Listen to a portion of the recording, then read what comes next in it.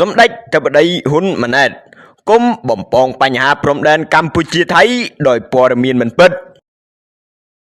សម្ដេចមហាបវរធិបតីហ៊ុនម៉ាណែតនាយករដ្ឋមន្ត្រីនៃព្រះរាជាណាចក្រកម្ពុជាបានផ្ញើសារខ្លីមួយតាមបណ្ដាញសង្គមពីទីក្រុងនេះប្រទេសបារាំងបន្ទាប់ពីក្រសួងការពារជាតិបានចេញសេចក្តីប្រកាសព័ត៌មានបញ្ជាក់អំពីជំហរយ៉ាងច្បាស់លាស់របស់កងទ័ពកម្ពុជានៅព្រំដែនកម្ពុជាថៃ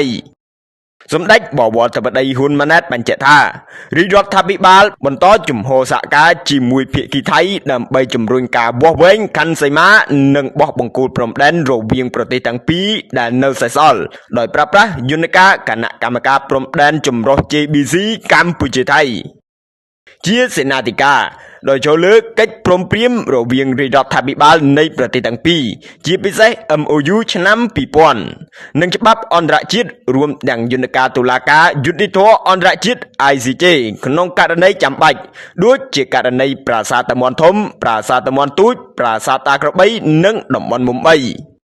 រាជរដ្ឋាភិបាលក៏នឹងបន្តរក្សាទំនាក់ទំនងរវាងប្រទេសទាំងពីរតាមរយៈគ្រប់យន្តការដែលមានស្រាប់ដើម្បីជាឧត្តមប្រយោជន៍សម្រាប់ប្រជាពលរដ្ឋនៃប្រទេសទាំងពីរកម្ពុជាថៃផងដែរ